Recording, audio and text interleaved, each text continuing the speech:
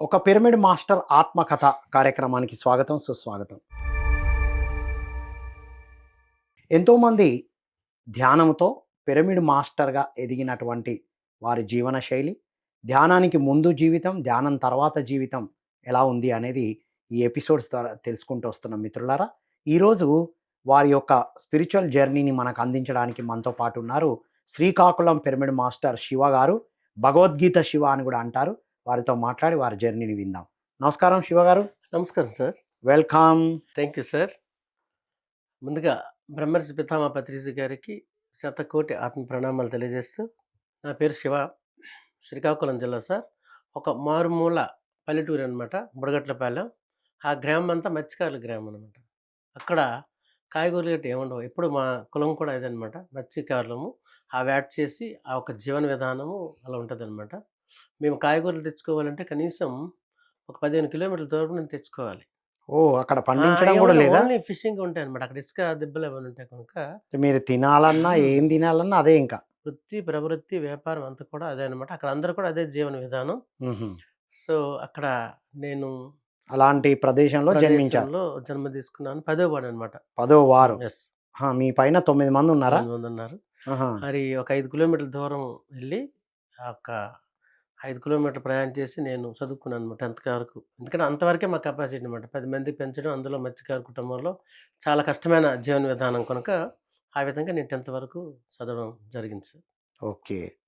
ఇక ఇంట్ల పూజలు, పునస్కారాలు అట్లాంటివి ఏం లేవు. ఉదయం లేవగానే ఆ! ఆ? అవే ఉంటాయి. హ్మ్. యాక్చువల్‌గా మా నాన్నగారు శివరామ దీక్షితుల సాంప్రదాయంలో ఆయన గురూపదేశం తీసుకున్నారు. శివరామ దీక్షితులు. హ్మ్. హ్మ్. అయితే అక్కడ ఏమైందంటే ఆయన కొంచెం యోగిలాగా ఉండేవారనమాట. మీ నాన్నగారు. ఊర్లో అందరూ సజ్జన సంగతం అవన్నీ చేసేవారు. ఆ తర్వాత మా అమ్మగారే ఈ ఫిష్ బిజినెస్ అలాంటివి చేసి మా అందరికీ పెంచడం జరిగిందనమాట. మీ నాన్నగారు వెళ్ళేవారు కాదా? వెళ్ళేవారు. మేమెవరం కూడా వెళ్ళము. హుహు. ఆ వ్యాపారం మాత్రం మా అమ్మగారు చేసేవారు. ఓకే. జీవనోపాధి అదే మాకు. హ్మ్. మేము పెద్దవాళ్ళయినంత వరకని. ఓకే. ఇలాంటి నేపథ్యం ఉన్న మీకు ధ్యానం, పిరమిడ్ ధ్యానం ఎప్పుడు ఎలా పరిచయం అయింది మరి? యాక్చువల్‌గా నేను 10థ్ అయిపోయిన తర్వాత మా నాన్నగారికి తెలిసిన ఒక డాక్టర్ దగ్గర ఆర్ఎంపీ డాక్టర్‌గా పెట్టారనమాట.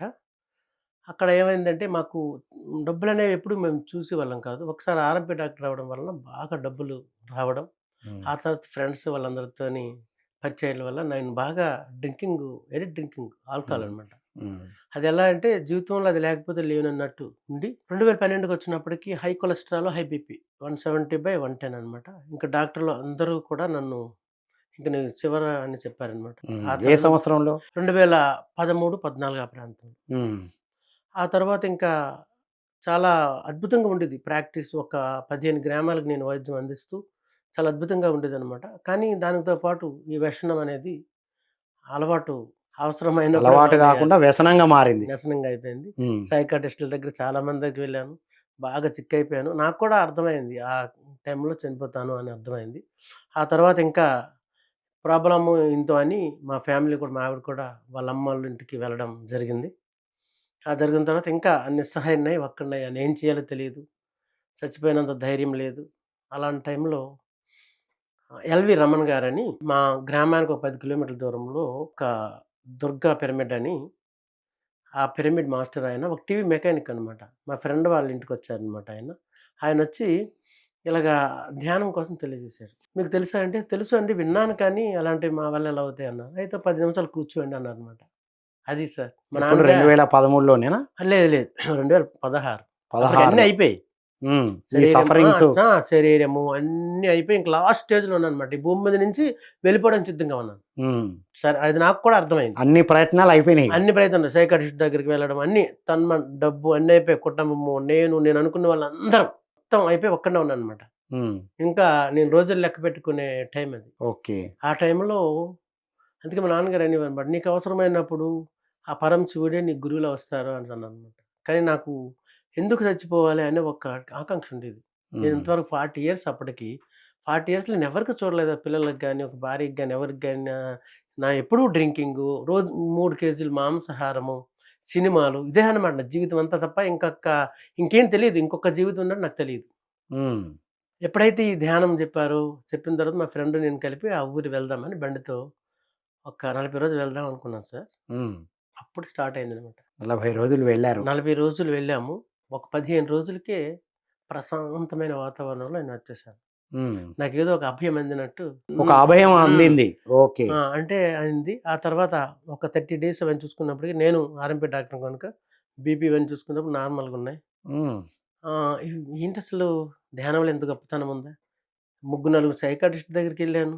ఈ డ్రింకింగు ఆపలేకపోయాను.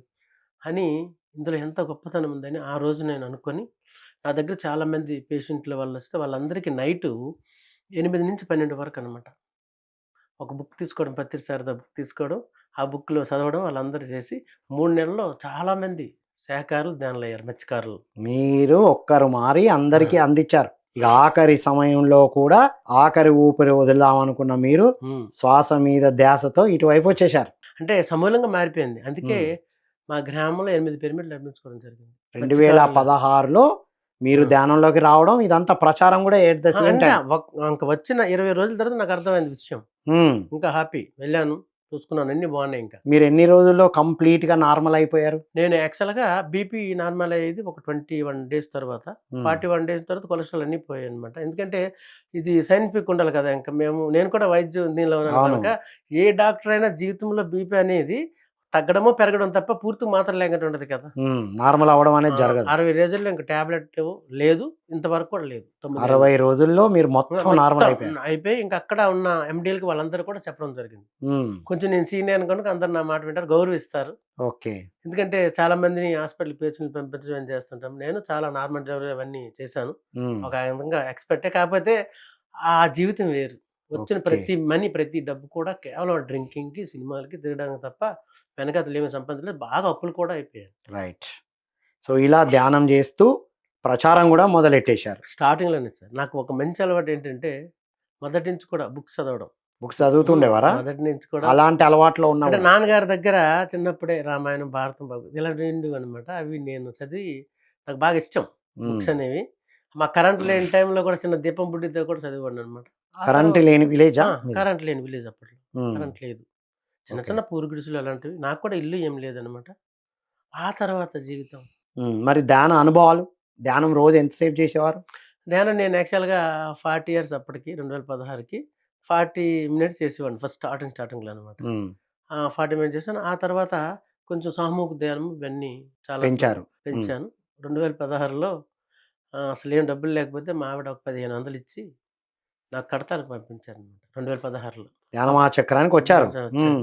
ఫస్ట్ టైమ్ రావడం. ఆ తర్వాత పరిస్థితి ఇంక చెప్పుకోవచ్చు. ఇంకెందుకంటే ఇప్పుడు హ్మ్. మా గ్రామమంతా బయలుదేరినా నేను ఆర్థికంగా వాళ్ళకి ఛార్జీలు కట్టి తీసుకొచ్చేంత ధ్యానం సకలమవుకాదు. ఆర్థికంగా ఎదిగారా? అన్ని విధాలుగా, అన్ని ఎలా? విధాలుగా. ఇప్పుడు యాక్చువల్‌గా ఏంటంటే సర్వరోగ నివారణ అన్నారు. నాకు ఇప్పటి మీకు వరకు అసలు అదయింది. నో ప్రాబ్లమ్ ఇంకా యాక్టివ్‌గా. హ్మ్. నేనిప్పుడు ప్రస్తుతం 2 రాష్ట్రాల్లో కూడా చేస్తున్నాను భగవద్గీత ధ్యానం. హ్మ్. ఏది పట్టుకుంటే అది వచ్చేస్తుంది మన గురుగారి దయ వలన. హ్మ్. అద్భుతంగా చేస్తున్నాను. 15 గంటలు, 16 గంటలు నేను జర్నీలో కూడా చేస్తాను. నాకదే ఇష్టం.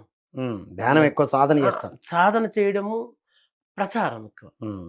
ధ్యానం ఇప్పుడు అనేది ప్రచారంలో భగవద్గీతని ఎలా పట్టుకున్నారు మీరు? భగవద్గీత అనేది అసలు యాక్చువల్‌గా నాకు అది చాలా భయము.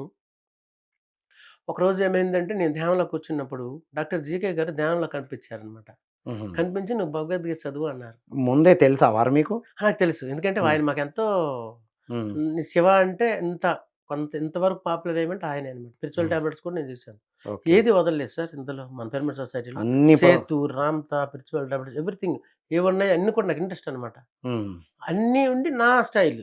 హ్మ్. నేను ఏ విధంగా ఏది తీసుకోవాలి, ఎక్కడ ఏం తీసుకోవాలి ప్రతి అందరి నుంచి ఆ! నేర్చుకొని మీదైన ఓన్ పందాలో ఆ! ప్రచారం జేస్తున్నారు. కానీ నాకు అల్టిమేటు బ్రహ్మర్షి పత్రిజీ గనుక మరి ఆయన దారిలోనే వెళ్ళాలి. అందరి దగ్గర తీసుకుంటాను. అవును. అందరికి పరిచయం చేస్తాను. యెస్. ఒక్కొక్కళ్ళు ఒక్కొక్క ధర ఆగుతారు, ఆగిపోవచ్చు, వెళ్ళొచ్చు. కానీ హ్మ్. నాదేంటంటే ఆయనేమిచ్చారు హ్మ్. అది నాది. ధ్యానం పత్రిజిని కలిసారా మీరు?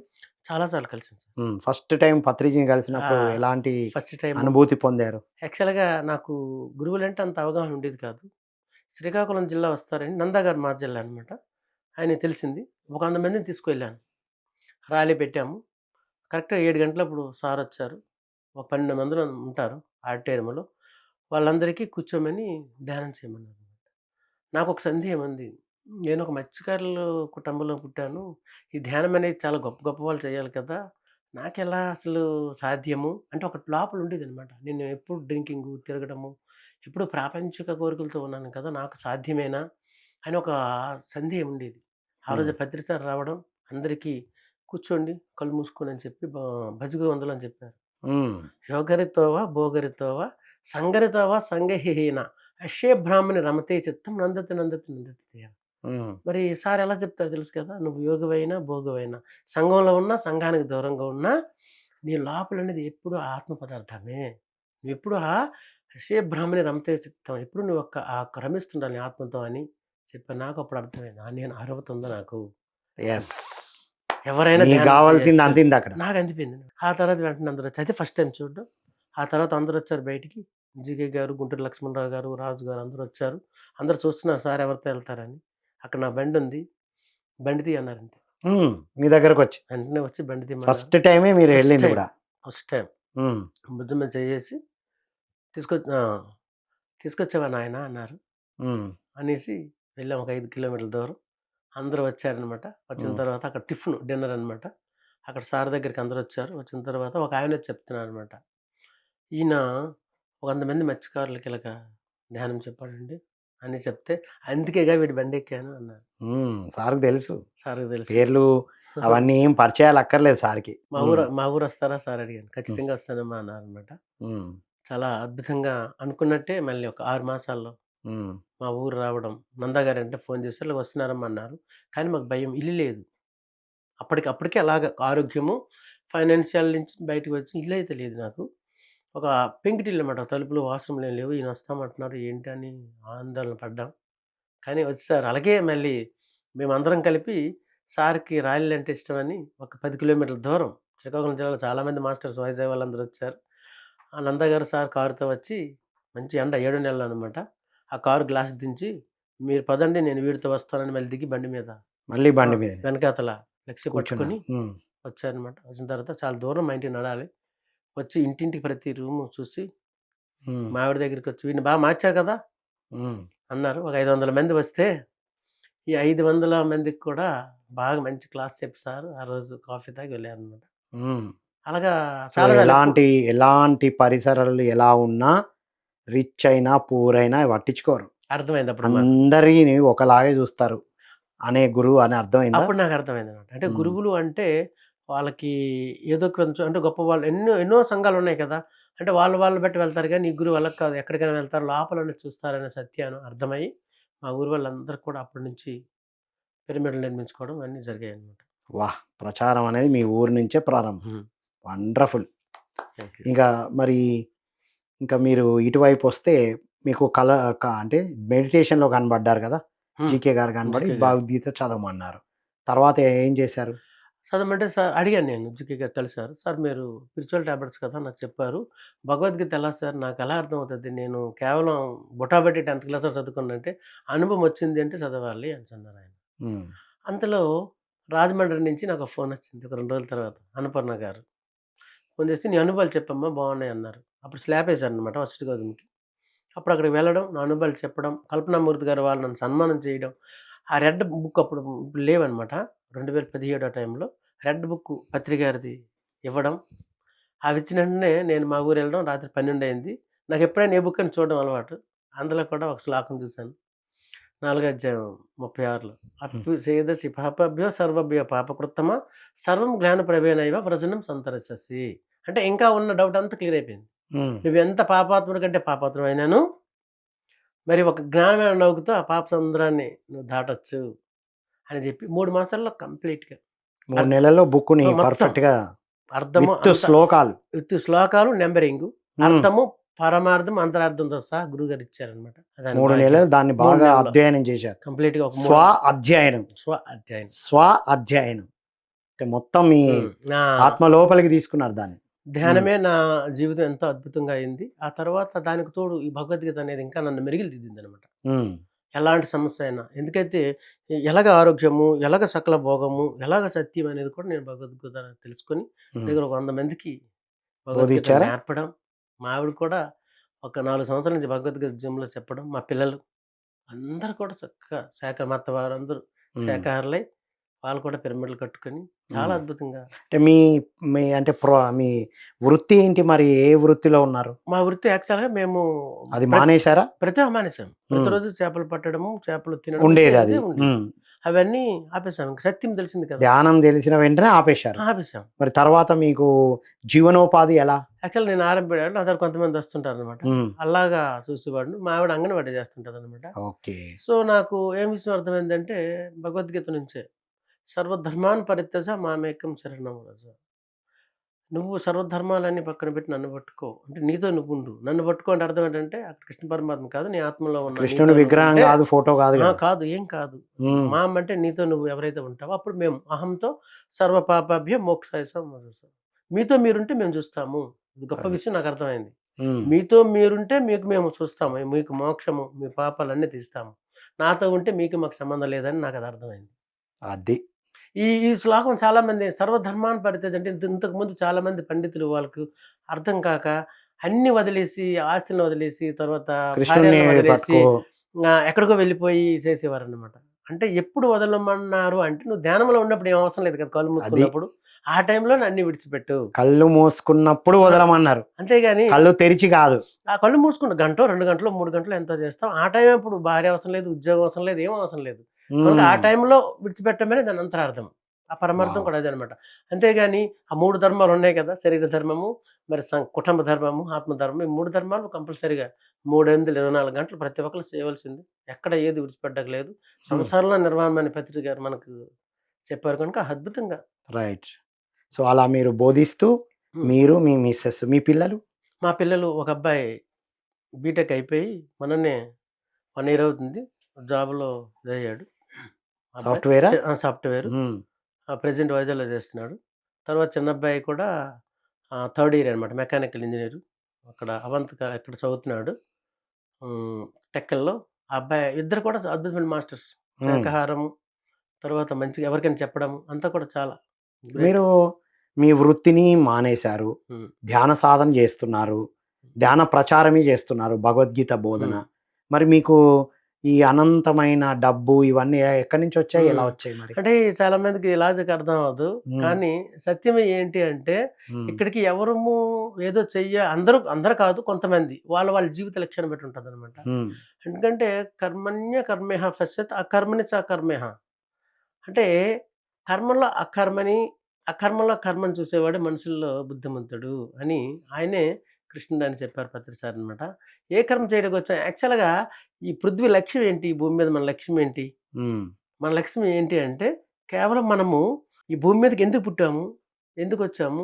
ఎక్కడికెళ్తామనే సత్యమే ఇక్కడున్నది. అంటే అదే మన పని. అందుకే ఆ కృష్ణ పరమాత్మ చెప్పాడన్నమాట. మీరు ఏమి చేయకుండా ఏదైతే ఉంటారో అదే కర్మ. అంటే నిన్ను నువ్వు తెలుసుకోవడమే కర్మ.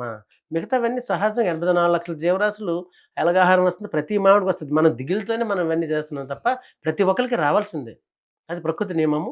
కానీ ఎవరు కూడా ఖాళీగా ఉండవలసిన పని లేదు. ఎవరి పనుందో వారు పని చేసుకోవచ్చనమాట. ఆ విధంగా నాకు అర్థమయ్యి అందరూ పిరమిడ్ మాస్టర్స్ అందరూ ఒక సంకల్పం పెట్టాను. సార్‌కి జూమ్‌లో అడిగాను నేను. 2020లో ఒక సంకల్పం పెట్టాను. శోభా మేడం గారొచ్చారు. నాకు కూడా పిరమిడ్ కావాలి. పిరమిడ్ మాస్టర్ అందరూ కడుతున్నారు కదా! అంటే మా అన్నయ్య వాళ్ళు ఒక 20 సెంట్లు ల్యాండ్ ఇచ్చి "నువ్వు ఇల్లు కట్టుకో" అన్నారు. నేను హ్మ్. మా ఆవిడ మాట్లాడి లేదు లేదు పిరమిడే కట్టాలనుకున్నాం. అందరికి వసతి కావాలని. సార్‌కి జూమ్‌లో చెప్పాననమాట. సార్ ఇలాగ పిరమిడ్ కట్టాలంటే "నువ్వు అసాధ్యుడు నాయన చేసేస్తావన్నారు." హ్మ్.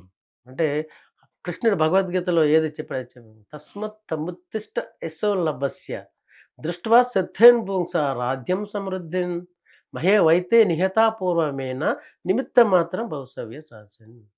నువ్వు హ్మ్. అంటే నాకేమర్థమైందంటే అర్జునుడికి కృష్ణ పరమాత్మ చెప్తాడు. నువ్వేదో చేయాలనుకుంటున్నావు, నువ్వు చేసావు అనుకుంటున్నావు కదా! అదేం కాదు నాయన. అన్నీ ఆల్రెడీ చేసిబడి ఉన్నాయి. నాకది అర్థమైంది. పిరమిడ్ అంతా గురువుగారు వెనకాతల నేను చూసుకుంటారని ఎప్పుడు అర్థమైందో వెంటనే పిరమిడ్‌కి మేము అన్నీ సిద్ధంగున్నాయి. హ్మ్. ఒక అడుగు ముందుకేస్తే అడుగు చాలు అని ముందేసా. అర్థమైంది. 20,000 ఉన్న మాకు 20,00,000తో కంప్లీట్ అయిందనమాట. ఒక రూమ్ కింద 3 రూములు.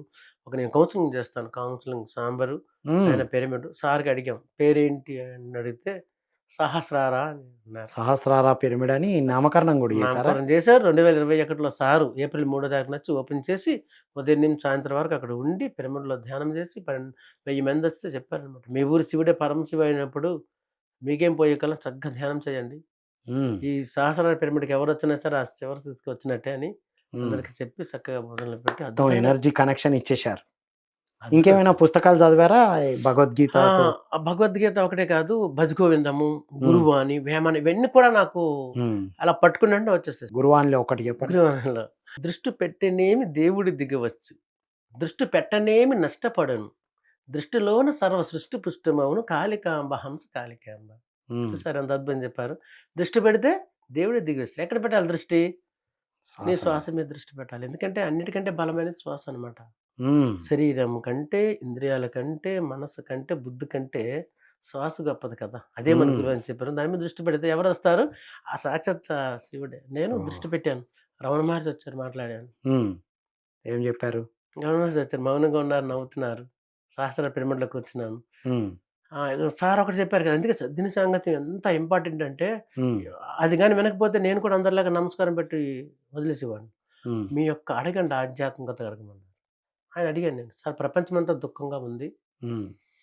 అంటారు కదా! దానికోసం ఏమైనా చెప్పండి అన్నారన్నమాట. ఆయన ఏం చెప్పలేదు, మాట్లాడలేదు.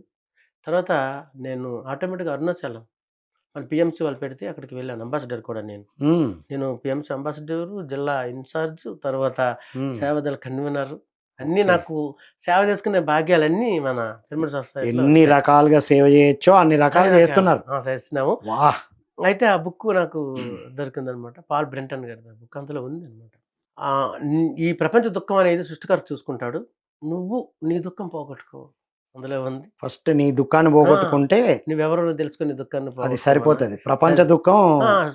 సృష్టి ఏదైతే ఉందో ఆయన చూసుకుంటాడు సృష్టికర్త అని ఉంది. రైట్. ఎవరి దుఃఖాన్ని వాళ్ళు ఆ! చూసుకోవాలి ముందు. నాకు ఎన్ని గంటలు ధ్యానం చేయాలి అడిగాను. హ్మ్. 2 అంకెలు చూపించారు. 2, 2 గంటలు 2 ప్రతిరోజు. గంటలు. ప్రతిరోజు 2 అని హ్మ్. చెప్పారనమాట. చాలా అద్భుతం. ఆ తర్వాత ఎనర్జీ అంతాను. ఆయన ఆహ్, ద దర్శనమిచ్చారు. ఒక 3 డేస్, 4 డేస్‌లో పీఎంసీ నుంచి ఫోన్ చేసి అరుణాచలంలో పెట్టాము. హ్మ్. అంబాసిడర్ అని చెప్పారు. ఎక్కడ ఏమనుకుంటే ఒక్క అనుభవం వచ్చిందంటే అయిపోతుంది అన్నీ కూడా. రైట్. ఇప్పుడంతా మీ లైఫ్ అంతా అన్నీ క్రియేట్ చేసుకున్నారా? ఆ! మరింకా ఇల్లు, ఎ ఎ పిల్లల చదువు. ఇంకా ఇంక ఎవ్రీథింగ్ అద్భుతం. హ్మ్. ఆరోగ్యము, ఆనందము, ఐశ్వర్యము ఏవైతే ఉన్నాయో ధ్యానము, స్వాధ్యాయము, సజ్జన సాంగత్యం అప్పటి నుంచి ఇప్పటికి ఎప్పుడు వదలలేదు. హ్మ్. ప్రతిరోజు ఆ! ధ్యానం చేస్తారు. ప్రతిరోజు ధ్యానం, హ్మ్. ప్రతిరోజు బుక్కు, హ్మ్. ప్రతిరోజు సజ్జన సాంగత్యం. అదే నా వృత్తి ప్రవృత్తి అయింది కనుక నాకింకా ఎనర్జీ అది. హ్మ్. ఎక్కడికి వెళ్ళినా నాకు ఎనర్జీ అనమాట. చాలా బాగా పిరమిడ్ మాస్టర్స్ అందరూ సహాయ సహకారాలు చేస్తున్నారు. ఆ పిరమిడ్‌కి గాని అన్నిటికి కూడా ఎక్కడ కూడాను. మీరన్నారు కదా! ఎలా వస్తుందంటే అందరూ ఉన్నారు. వర్క్ ఎప్పుడైతే మొన్ననే ఈ మధ్యనే మా సార్‌కి చెప్పాను నేను. సార్ నేను 108 గ్రామాలు శ్రీకాకుళం జిల్లాలో మత్స్యకార గ్రామాలన్నీ కూడా ధ్యానం చెప్పాలంటే, అలాగే నాయనా అన్నారు. మొన్న ఈ మధ్యనే మన కడతాల విజయభాస్కర్ రెడ్డి గారు, నల్లవేలి విజయభాస్కర్ వీళ్ళందరూ కలిపి ఒక ప్రసాద రథంకి డబ్బులిచ్చారు. అది కొనేసాం ఆల్రెడీ 40 గ్రామాలు ఆల్రెడీ చేసేసామనమాట. వాహ్! అంటే మీరు హ్మ్. సంకల్పం మీ దగ్గరుంటే హ్మ్. విశ్వం ఏ రకంగానైనా అందిస్తుంది అని అర్థమైంది. హ్మ్. వండర్‌ఫుల్. ఆ సంకల్పంలో కూడా నాకర్థమైందేంటంటే, మనకన్నీ వస్తాయి కదా! అనిమ, మహిమ, ప్రాప్తి ఇవన్నీ అష్టసిద్ధులు కూడాను. ముందే ఆ ప్రకృతి తెలుస్తదనమాట. వీడు ఎలాగ వాడతారని దాన్ని బట్టి వస్తది. అర్హత ఉంటేనే వస్తది. ఆ విధంగా నా సంకల్పం అంతా నాకు అన్నీ బాగున్నాయి కదా! ఇంక నేనేం చేస్తాను? నా గురువుగారికి నేనేమిస్తాను? ఏదైతే ధ్యాన ప్రచారం ఉందో అదే నా లక్ష్యంగా తీసుకున్నాను. విశ్వ ప్ర ప్రణాళికలో భాగమవ్వాలి అనుకున్నారు. Yes sir. వండర్‌ఫుల్ శివ గారు. థాంక్ యూ అద్భుతమైన సార్. అనుభవాలు. చివరగా మీ మెసేజ్. పిరమిడ్ సొసైటీ అనేది అందరూ కూడా స్వేచ్ఛగా ఉండి భూమి మీదకి ఏ పని మీద వచ్చామో ఫస్ట్ ఆ పని తెలుసుకోవాలనమాట. 2 లక్ష్యాలు. ఒకటి ప్రాపంచ లక్ష్యం, ఆధ్యాత్మిక లక్ష్యము. 2 విడిచిపెట్టకుండా అందరూ కూడా ఎవరి పని ఏ పనైతే ఉందో ఆ పని చేసుకుంటూ, ఈ భూమి మీదకి ఏ క్షణంలో మనం వెళ్ళిపోతామో తెలీదు కనుక, దానికోసం ఎక్కువ దృష్టి పెట్టాలి. ఎందుకంటే మరి ఒక జన్మ వేస్ట్ అయిపోద్ది అనవసరంగాను. ఒకడు అదే చెప్తాడు. ఎన్ని జన్మలు మీరు వాదా యేసుకోండి. కానీ ఏ ఏదో ఒక జన్మలో మీరు చివరి జన్మ చేసుకోవాలి. ముక్తి పొందవలసిందే కనుక ఈ జన్మే చివరి జన్మ చేసుకోవాలని అన్నీ పొందుపరిచుంచారు. ఇంకెక్కడ మనకి తెలియంది గానీ, ఇంకా నేర్చుకోవాల్సింది ఇంకేం లేదు. పిరమిడ్ సొసైటీలో అన్నీ ఇచ్చేసారు గురువుగారు. రైట్. చేసుకునేవాళ్ళకి చేసుకున్నంత అద్భుతం. వండర్‌ఫుల్. శివ గారు thank you so much. Thank you sir. Thank you very much. ఇది మిత్రులారా విన్నాం గదా!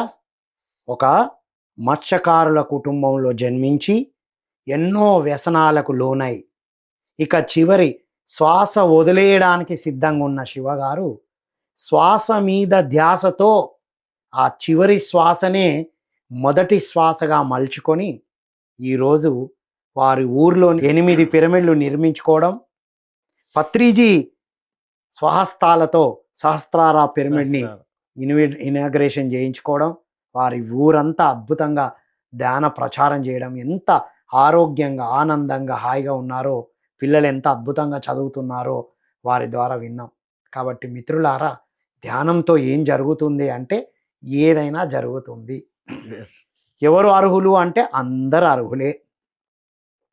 ఎవ మనం ధ్యానానికి ముందు ఎలా ఉన్నా సరే ధ్యాన సాధన మొదలెడితే మనం అద్భుతంగా జీవిస్తాము అని వారి నుంచి తెలుసుకున్నాం. వారి మెసేజ్ కూడా అదే. వచ్చాము ఎప్పుడో ఒకసారి వెళ్ళిపోతూ ఉంటాం మనం.